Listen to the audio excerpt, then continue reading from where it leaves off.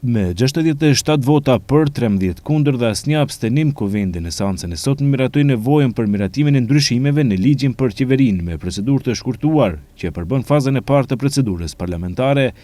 Nëse këto ndryshime miratohen sipas propozimit të shumicës qeveritare, do të hapet rruga për shfuqizimin e modelit të qeverisë teknike, e cila formohet 100 ditë para zgjedhjeve parlamentare.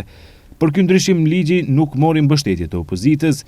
Nuk do t'i mbështesim heqjen e qeverisë teknike, tha deputetja e BDI-s Arbana Pasholli, duke shtuar se qeveria teknike është arritur me marrëveshje politike me ndërmjetësim të ndërkombëtarëve dhe se në të njëjtën mënyrë duhet edhe të zhbëhet. Во однос на законот за техничка влада, сметаме дека се што е постигнато со политички договор.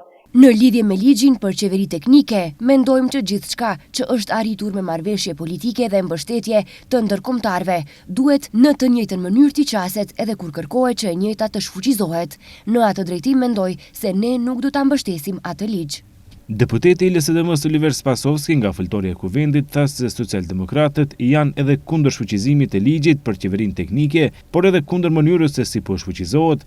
Ai rikujtoi se ligji për qeverinë teknike është rezultati i një marrëveshje politike ndërmjet 4 partive më të mëdha, me garanci nga Bashkësia Ndërkombëtare dhe pas miratimit në zgjedhjet e 2016-s me kërkesë të VMRO-DPMD-s në vitin 2018, e njëjta zgjidhje ishte miratuar sërish pa kufizim kohor, përkatësisht e vlefshme deri në hyrjen e shtetit në Bashkimin Evropian. Денеска овие ставови кои што вие ги изнесувате како причини за носење на законското решение се сосема нерелевантни или се ставови кои што директно ги побивате. Sot të paraqiten qëndrime të cilat drejt për drejt i kundërshtojnë kërkesat dhe propozimet e dhëna në vitin 2018. Ligji për qeverinë është pjesë e një agjende më të gjerë reformuese, e cila përfshin edhe kodin zgjedhor dhe kodin e ri penal. Me miratimin e një zgjedhje të tillë me nxitim në procedurë të shkurtuar, nuk do të mund të përmbushim kriteret e agjendës reformuese, e cila parashikon një qasje sistematike dhe thelluar. Nuk ka nevojë për nxitim, është e nevojshme të kthehemi në formatin përmes të cilit është miratuar kjo zgjedhje ligjore me konsensus dhe dialog ndërmjet partive politike.